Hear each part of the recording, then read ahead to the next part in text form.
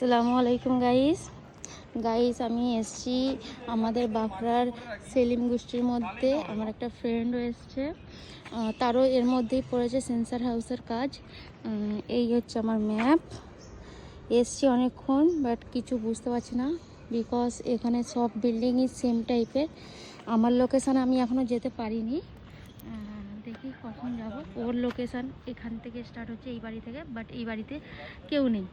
এ বাড়ি মানে কেউ নেই, তার পাশের বাড়িটাও মনে হচ্ছে কেউ থাকবে না। তো আজকের লুক মানে বোরিং হয়ে যাচ্ছে, কিছু বুঝতে পারছি না। এখনও আমি যাইনি আমার লোকেশানে, গিয়ে দেখি কীরকম, ওখানেও এরকম অবস্থা কি জানি না। এই বাড়িটার এখন আমাদের মানে কাজের মধ্যে যেটা দরকার সেটা পাচ্ছি না। আর এখানে গার্ড যে দাদা ছিলেন, সে এখন কোথায় গিয়েছে জানি না, তার জন্য আমরা ওয়েট করছি। ও আবার একজনকে ধরেছে জিজ্ঞাসা করার জন্য।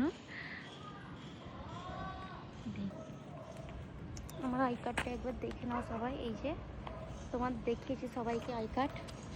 তবে ভিউ খুব সুন্দর এখানটা থেকে, তো মানে সামনের ভিউ তো আরও অসাম। যাই হোক, এখানে একটু দেখি কি করা যায়, ভালো লাগছে না।